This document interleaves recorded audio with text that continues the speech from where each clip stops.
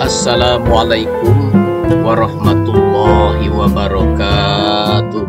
Alhamdulillahillazi amarna bil ittihadi wal i'tisam bihablillahil matin. Asyhadu an la ilaha illallah wahdahu la syarikalah. Iyyahu na'budu wa iyyahu nasta'in. Wa ashhadu anna Muhammadan abduhu wa rasuluh al-mab'usu rahmatan lil alamin. Allahumma salli ala sayyidina Muhammad wa ala alihi wa ashabihi ajma'in. Ittaqullah wasari'u ila maghfirati rabbil alamin. Bismillahirrahmanirrahim. Ya ayyuhallazina amanu taqullaha haqqa tuqatih wa la tamutunna illa wa antum muslimun. Sadaqallahu maulana al-azim. Ma'asyiral muslimin rahimakumullah. Puji dan syukur senantiasa kita panjatkan kepada Allah Subhanahu wa taala, zat yang tak henti-hentinya melimpahkan nikmat kepada kita semua. Salawat dan salam semoga terlimpahkan kepada baginda alam Habibana Muhammad sallallahu alaihi wasallam, penghulu para nabi dan rasul, pelita kegelapan akhir zaman, panutan yang senantiasa kita harapkan syafaatnya kelak di yaumil qiyamah.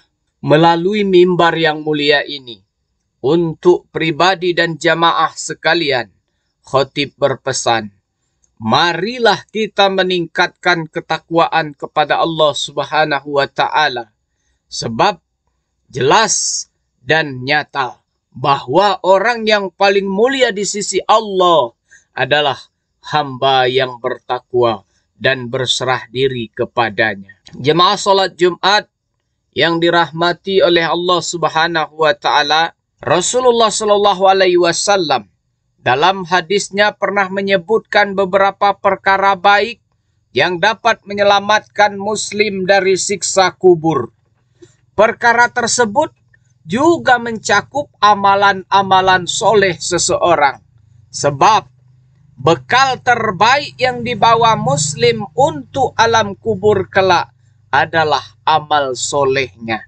Sebagaimana dijelaskan dalam salah satu riwayat hadis, bahwa satu hal yang senantiasa mengiringi jenazah adalah amalnya. Yatba'ul maita salasatun, ahluhu wa maluhu wa amaluhu, fayarji'a isnani wa yabqa wahidun. Yarji'u ahluhu wa maluhu wa yabqa amaluhu. Mengiringi mayit ke kuburan diikuti oleh 3 perkara, maka pulang kembali 2 perkara, dan tetap tinggal bersamanya 1 perkara. Mayit diiringi oleh keluarganya, hartanya, dan amalnya.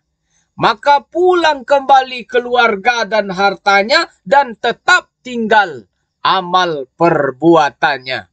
Hadis riwayat Bukhari dan Muslim. Pedihnya siksa kubur bahkan dijelaskan dalam firman-Nya, yakni surah Al-An'am ayat 93. A'udzu billahi minasyaitonir rajim. Bismillahirrahmanirrahim.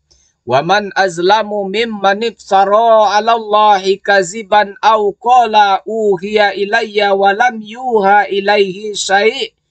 Wa man qala saunzilu misla ma anzalallah walau tara iziz zalimuna fi ghamaratil maut wal malaikatu basitu aydihim akhraju anfusakum al yauma tujzauna azabal huni bima kuntum taquluna 'alallahi ghairal haq wa kuntum an ayatihi tastakbirun.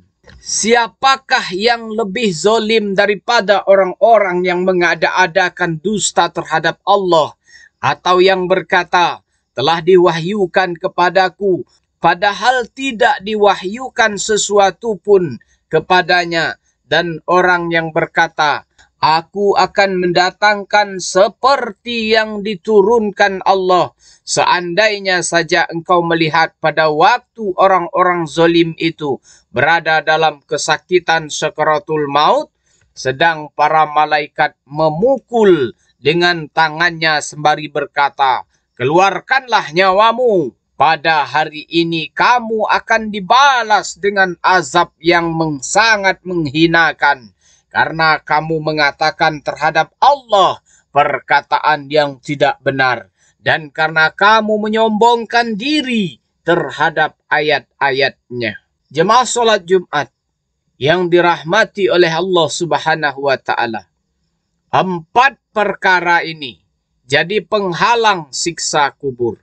Pertama, membaca surah Al-Muluk.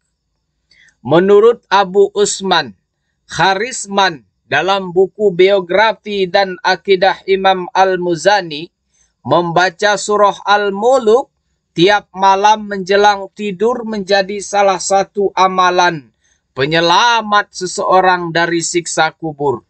Dasar keterangan tersebut dinukil dari salah satu hadis yang disahihkan oleh Al-Hakim dan Abu Zahabi dari sahabat Nabi Ibnu Mas'ud radhiyallahu anhu.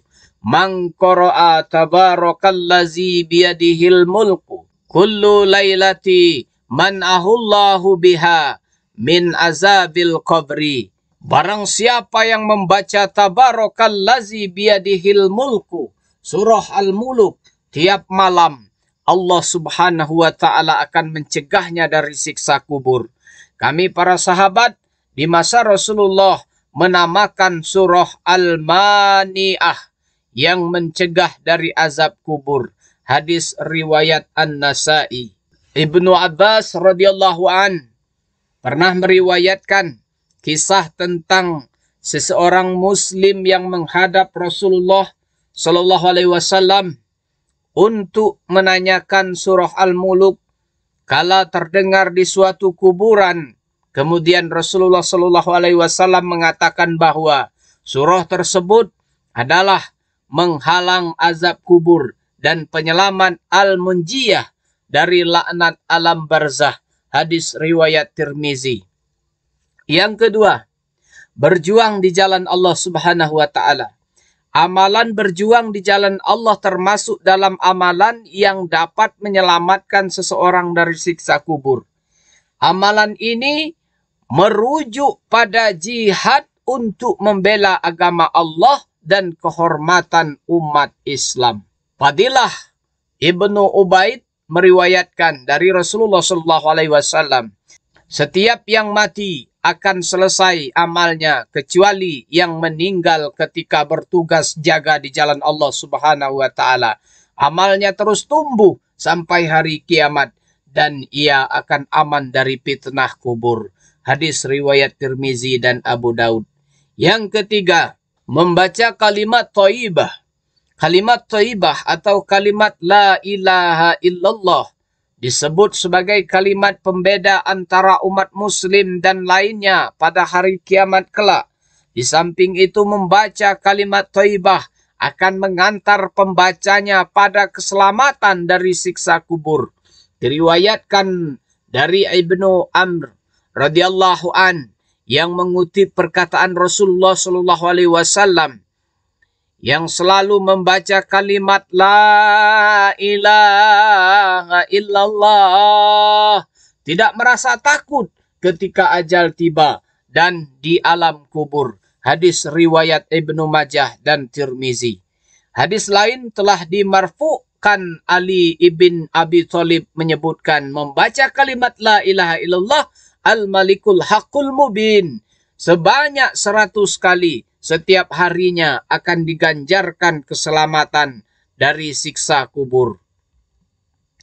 Mangkola la ilaha illallahul malikul haqqul mubin fi kulli yaumi mi'ata marratin kana lahu amanam minal fakri wa yu'manu min wahsatil qabri wastujliba bihil ghina wastuqri'a bihi babul jannah. Siapa saja yang membaca kalimat la ilaha illallahul malikul haqqul mubin sebanyak 100 kali setiap harinya, maka pasti aman dari kemiskinan, dari siksa kubur, terbuka pintu rezeki dan pintu surga baginya. Hadis riwayat Dailumi, Khatib, dan Abu Aliyah. Yang keempat, wafat pada hari Jumat.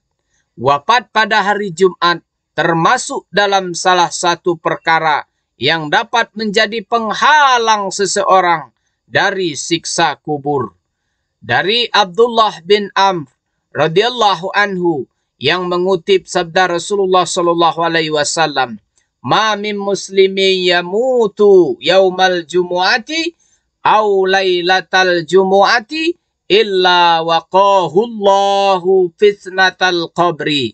Tidak ada seseorang muslim pun, laki-laki ataupun perempuan, anak kecil maupun dewasa, meninggal dunia pada hari Jumat atau pada malam hari Jumat, melainkan Allah akan melindunginya dari fitnah kubur. Hadis riwayat Ahmad. Allahumma inni a'udzubika min azabil qabri wa min azabi jahannam wa min fitnatil mahya wal mamat wa min syarri fitnatil masihid dajjal. Ya Allah, sesungguhnya aku berlindung kepadamu dari siksa kubur, siksa neraka jahanam, fitnah kehidupan dan setelah mati, serta dari kejahatan fitnah Al-Masih Dajjal. Hadis riwayat Bukhari dan Muslim. Demikianlah khutbah Jumat yang dapat saya sampaikan. Aqulu qauli hadza wastaghfirullah li wa lakum fastaghfiruhu innahu huwal ghafurur rahim.